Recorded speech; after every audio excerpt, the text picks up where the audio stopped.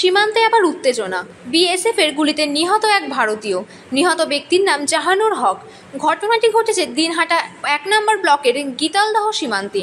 BSF সূত্রে জানা গিয়েছে নিহত ব্যক্তি পাচারের সাথে যুক্ত। তবে বৃহস্পতিবার সকাল 9টা নাগাদ নিহত ব্যক্তির পরিবারের তরফে দাবি করা হচ্ছে সে পাচারের সাথে যুক্ত নয়। তাকে রাতের অন্ধকারে বাড়ির পাশ থেকে তুলে নিয়ে গিয়ে গুলি করেছে বিএসএফ।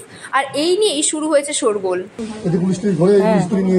এখন দেখো স্কুলের মাঠে টাটে পুলিশ ঘুরে ঘুরে করে। আমার ছেলেকে বলে যে তোর বাইরে বেরিস নি। এখন 0 পয়েন্টে আমার 3.5 বিঘে জমি আছে, এন্ট্রি করা আছে ওখানে, আমার নাম ওর নামও আছে। এখন জানি না ছেলে আমার ভূমি বাড়িতে খেতে পানি দিতে গেল নাকি, আমাকে কিন্তু বলি যায়নি। এখন শুনি যে আমার ছেলেকে ওরা গুলি করে মারছে। আমি এর জন্য আপনার কাছে মানে সরকারের কাছে আবেদন করে আমার ছেলে ভিজে আমি চাই। ছেলে কি পাচারের সঙ্গে যুক্ত ছিল? না না, আমার ছেলে কোনো, আমার ছেলে এই 10-12 দিন হল দিল্লি থেকে আসা, ব্যাঙ্গালোরে থাকে, বুঝছে ব্যাঙ্গালোরে কাজ করে, বুঝছো। ও কোনো 2 নম্বরে কাজ করে।